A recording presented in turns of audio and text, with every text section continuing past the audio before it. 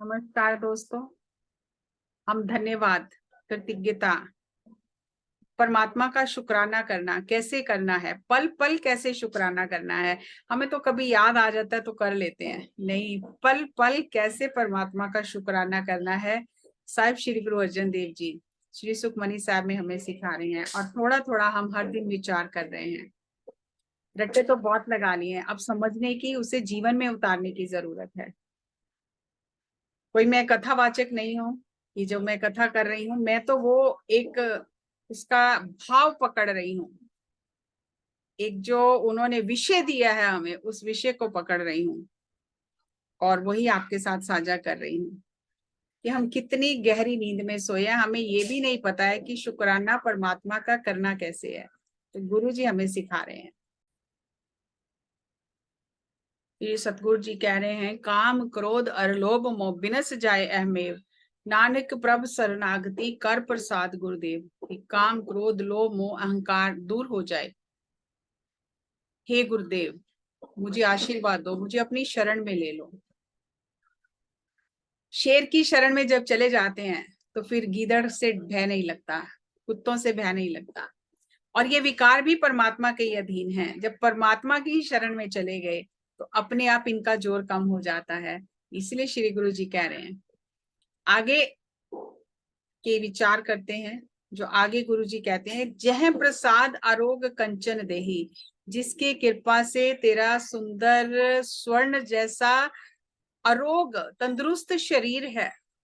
Live लावो तिस राम स्नेही, उस राम से, उस स्नेही राम से अपने मन को जोड़ के रख, लिव लगा के रख। पंजाबी में ये जो लिव शब्द है ये बहुत गहरा है। लिव मतलब कहते हैं कि जब पर बच्चा माँ के गर्भ में था, उसकी लिव परमात्मा के चरणों में जुड़ी थी, उसकी सुरती परमात्मा के चरणों में जुड़ी थी। हर वक्त जो उसका ध्यान जुड़ा था, कह रहे हैं उसी तरह अब भी उस ध्यान को जोड़ ले। जय प्रसाद तेरा ओला रहत, जिसकी कृपा से तुझे इतना आदर सम्मान मिलता है जहां भी जाता है। मन सुख पावे हर हर जस कहत, हरि हरि हरि हरि करते तेरा मन सुख को प्राप्त करेगा, शांति को प्राप्त करेगा। साहिब श्री गुरु जी कहते हैं कि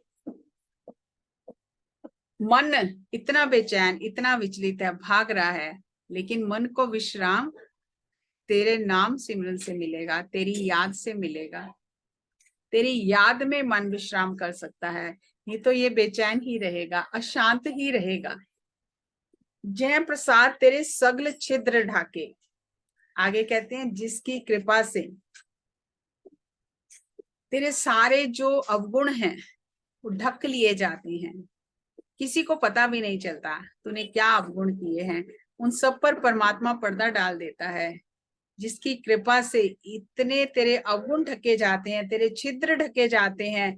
मन सरनी पर ठाकुर प्रभुता के, उस ठाकुर की, उस परमात्मा की, उसकी शरण में चला जा जिसने तेरे सारे पर्दे ढक दिए हैं। जय प्रसाद तुझको ना पहुंचे, जय प्रसाद तुझको ना पहुंचे, जिसकी कृपा से कोई दुश्मन तेरे करीब तक नहीं आ सकता, तेरी ऐसी रक्षा करता है। मन सांस सांस सिमरो प्रभु ऊंचे, कह रहे हैं हर एक सांस सांस से तो उसका सिमरन कर, उस ऊंचे प्रभु को हमेशा हर एक सांस के साथ याद रख। ये नहीं कहा कि 40 दिन कर फिर छुट्टी, या आधा घंटा कर ले फिर छुट्टी। कह रहे हैं श्वास श्वास उस परमात्मा को याद रख, उसकी कृपा से ही तो ये श्वास चल रहे हैं। जिस दिन वो खींच लेगा धागा, टूट जाएगी माला सांसों की। तो कह रहे हैं श्वास श्वास उसका याद कर, उसका चिंतन कर, वो तेरी रक्षा करता है। भयानक से भयानक समय में वो तेरी रक्षा करता है। जब महाभारत का युद्ध हो रहा था तो एक चिड़िया जिसने अंडे दिए थे उस भूमि पर, उसने परमात्मा के आगे पुकार की कि अब मैं तो अंडों को लेके कहीं जा नहीं सकती, तो मेरी रक्षा करो। तो कृष्ण भगवान ने एक घंटा लेकर उसे ढक दिया। और जब महाभारत का युद्ध खत्म हो गया और जब कृष्ण भगवान ने अर्जुन को कहा कि तू रथ से पहले नीचे उतर जा, और फिर उन्होंने वो छड़ी लेकर वो घंटा हटाया तो उसके नीचे से चिड़िया के बच्चे निकल के उड़ गए।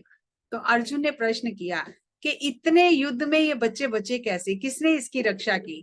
तो कृष्ण भगवान ने कहा जिसने तेरी रक्षा की है उसी ने इनकी भी रक्षा की। तो जब कृष्ण भगवान ने अर्जुन को बताया तो उसे बहुत हैरानी हुई। तो इतने युद्ध में परमात्मा ने उस चिड़ी के बच्चों की रक्षा की।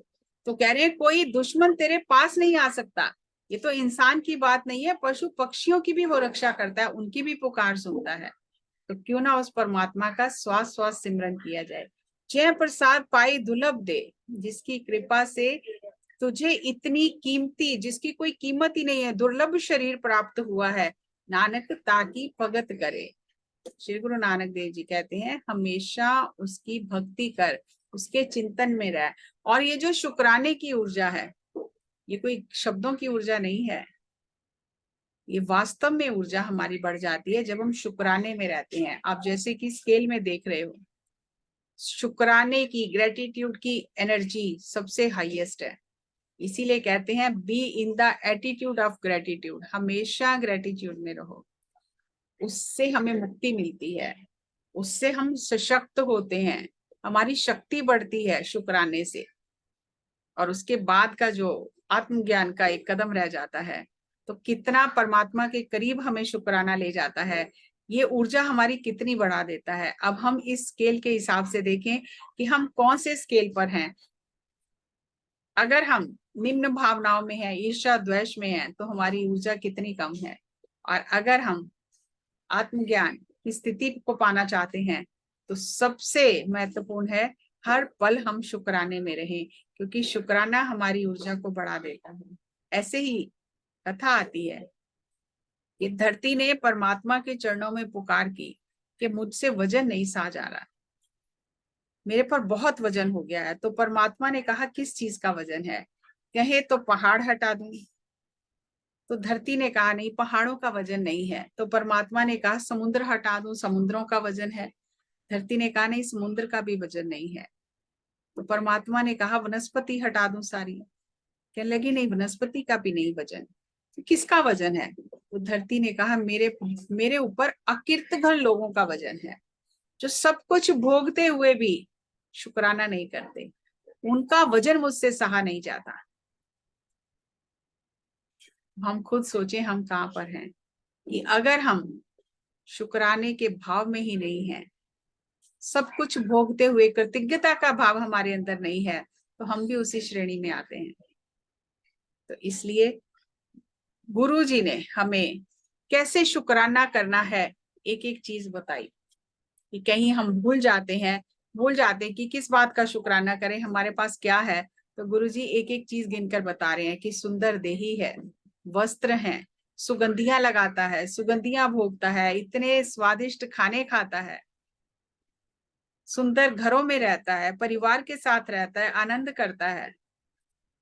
इतना सुंदर तेरा शरीर चल रहा है, पूरे सृष्टि में सबसे अनमोल मनुष्य का शरीर है जो परमात्मा ने बनाया है।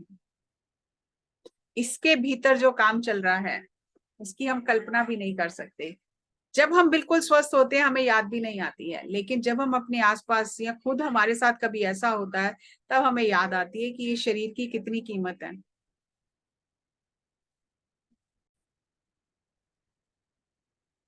मैंने अपनी आंखों से अपने रिश्तेदारी में देखा है